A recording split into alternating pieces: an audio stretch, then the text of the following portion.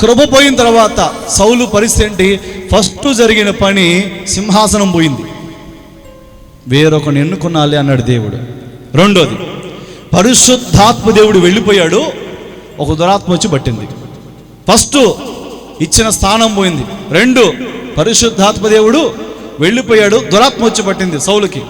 మూడు, ఏం జరిగిందో తెలుసా? దేవుడు మాట్లాడడం మానేశాడు. దేవుడు మాట్లాడట్లా.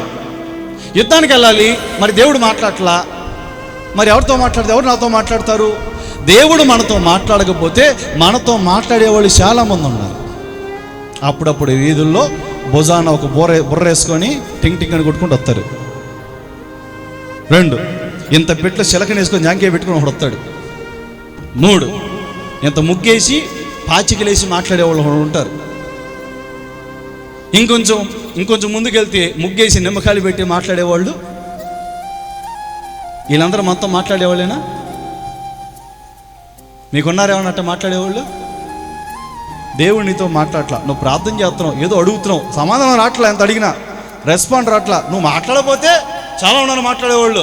పదండ్రా శిలక జోస్యం, పదండ్రా జాతకాలు చెప్పేవాళ్ళు, పదండ్రా అంతరం వేసేవాళ్ళు. ఇంకా శాతపడి టాప్ అదేగా.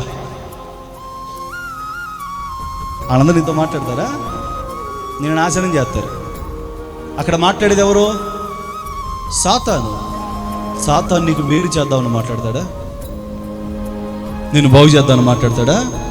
బాగు చేసే బుద్ధాడికి ఉండిద్దా? దేవుడు మాట్లాడకపోతే ఎందుకు మాట్లాడలేదు అడగాల.